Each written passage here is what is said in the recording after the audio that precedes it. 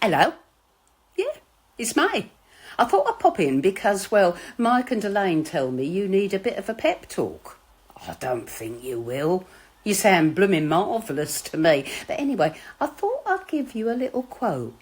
See if you know it. As someone said, when you reach the top of the mountain, what's left for you but lightning? Wait, is the lightning a good thing or a bad thing? Depends whether you're ready for it or not. I think you lot are. I certainly do. I wish you all the very best. I genuinely do. And come back to the pub, eh? Come round. Yeah, I'll give you all a bevy if you fancy it. Yeah. Ta-ra for now. Good luck. Bonne chance. Au revoir. All the best. Ta-ra.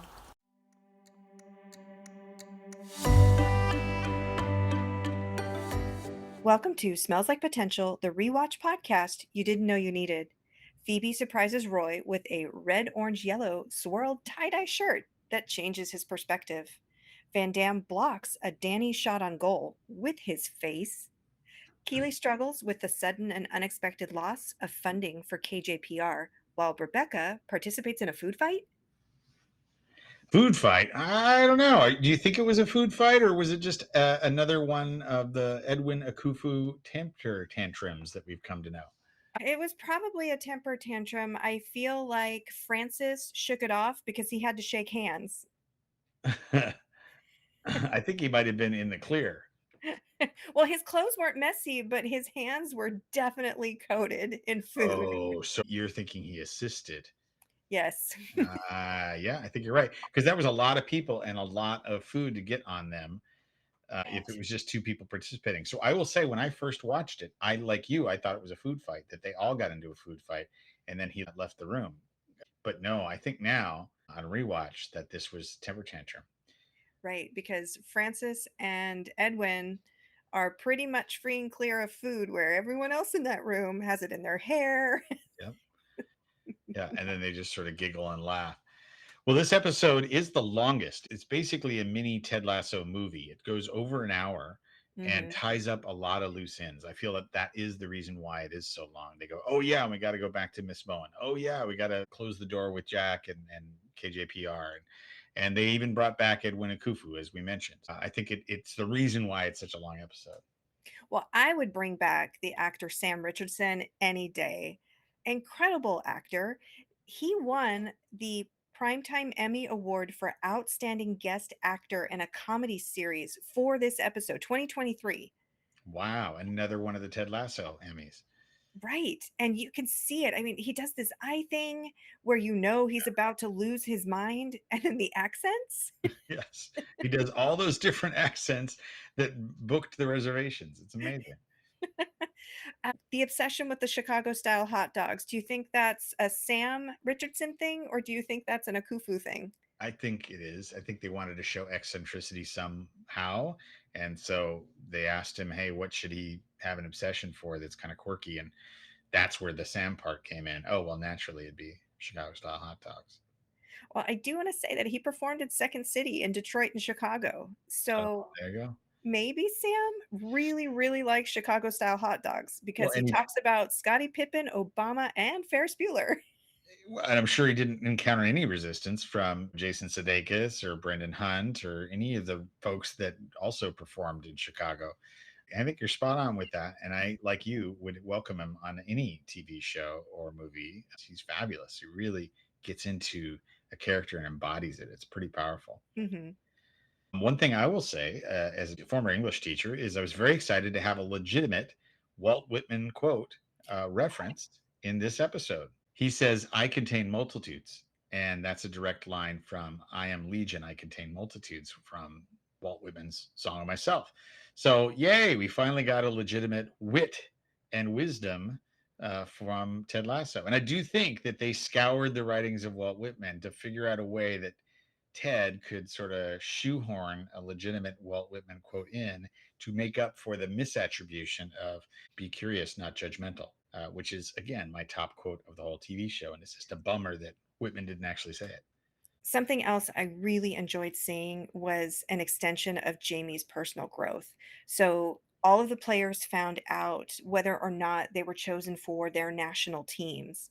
And unfortunately, Sam was not selected for the Nigerian national team, thanks to our other Sam Richardson playing Edwin. Jamie was selected for England's national team, and instead of choosing his own number, which we know he loves, he chose the number 24.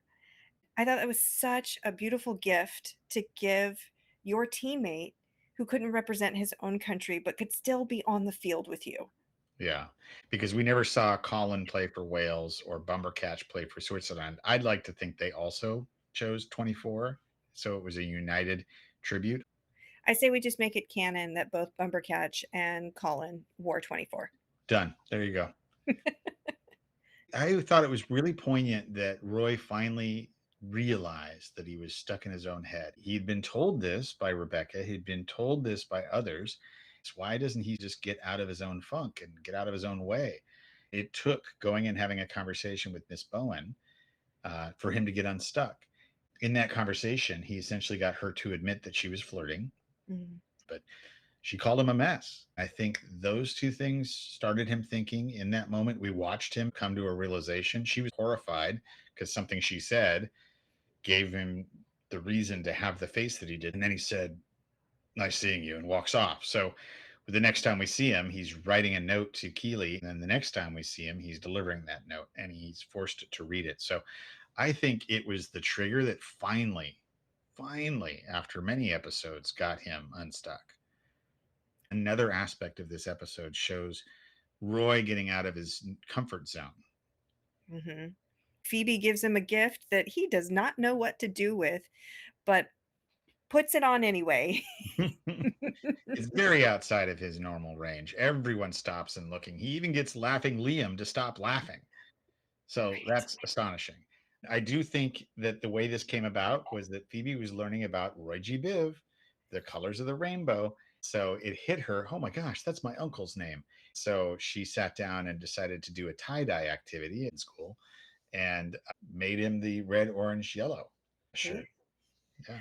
Although, do you think he really liked Jamie's gift? I think he was floored by Yeah. Jamie's gift. Yeah.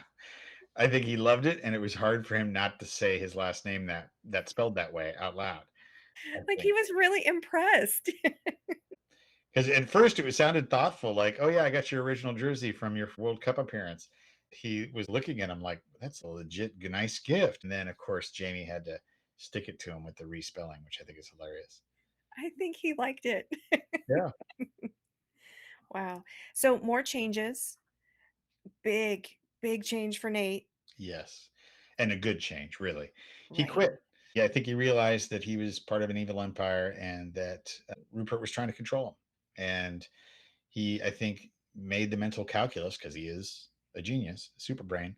He We find figured out, out. yeah, he realized what we figured out in the last episode, that this was an attempt at manipulation. And he decided to quit the board and change the situation. He doesn't regret his quitting. Jade is there to support him, sort of, then has to leave because it's a planned trip. But the biggest win here was his conversation with his dad. He finally Yes. got some level of recognition by his father. He didn't know that his father thought he was brilliant and a genius, and his father came out and said it. So Right. I just want my son to be happy, and I didn't know how to raise a genius. Lloyd tears were just so moving. Yeah, And seeing a father of a certain age being able to be emotional and vulnerable and tell his son how he feels was so important for Nate to hear and to be able to yell at his dad even. Like, "You scared me. right. You told me you were disappointed in me," and to go, "No, that wasn't my perspective."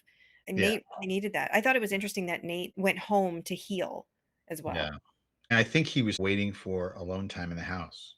That Mhm. activated him. He went exploring and he found things that reminded him of his successes as a child, and then went looking, clearly was searching for his old violin so he could tune it and play it. It was really powerful. And then what does he do after that? He goes and sneaks into the building with Renee again, twice in the same episode. Renee gets people into the building and he apologized to Will.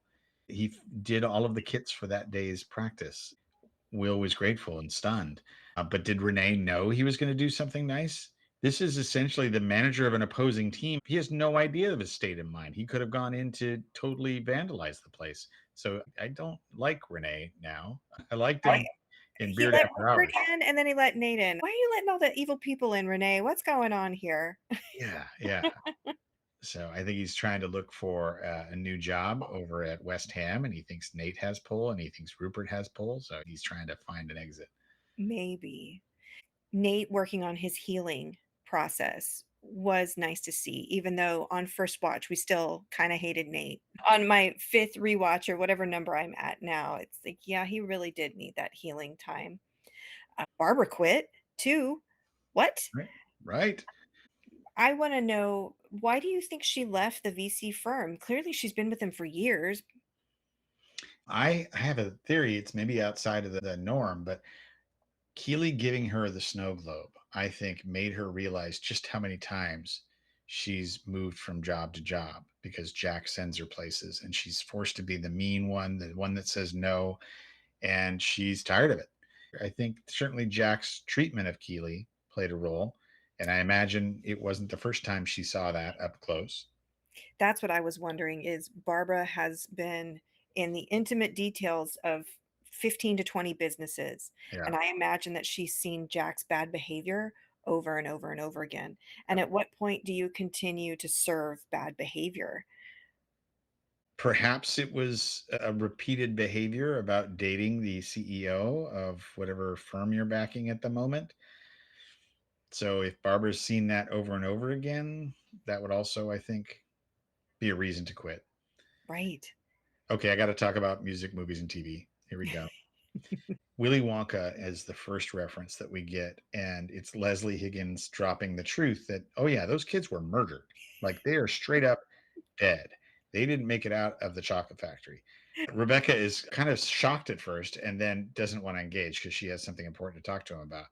But I think it's worth asking. What do you think, Delaine? You've seen the movie. Do you think that the kids made it out of there other than Charlie? Out of neither movie, there's no way those children survived. Being stuck in a tube full of chocolate with all of that pressure, being stretched Yeah. because Mike TV got shrinked. Like, Yeah. now, granted, teleportation hasn't been invented, so maybe there's a stretcher where that's not going to rip you, draw and quarter you. Like, uh, Identification. right. Well, Willy Wonka ultimately is about the seven deadly sins. Am I? Oh, Maybe. okay.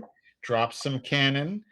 But if it is about Yeah, sloth seven, and greed. And yeah, I think it tracks. I'd not heard that before, but I think it tracks. so yes, they're dead. Okay. I will offer one counter that they survived, and that counter is the Snowpiercer universe. Do you know the theory that Snowpiercer is the tale about after Charlie grows up and he's taken over for Willy Wonka? He is an inventor, he is a creator, and then the earth freezes over. So he invents a train that can race ahead of the frozen tundra.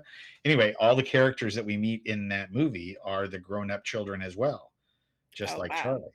So that's the only universe in which the kids survive. We get a fun reference to Leslie's jazz inclinations, in that other directors of football operations have banded together in a jazz jam band called Directors of Beep Operations, which is, I think, something we need to explore deeper in season 4. So that's my season 4 suggestion box. Please give us a jazz jam session. I want to meet them all. Ted said mean reds when talking about Sam not playing very well during training, and I immediately knew Breakfast at Tiffany. I did not. That is a deep cut. Yes, it is. And so that's a phrase from Holly Golightly.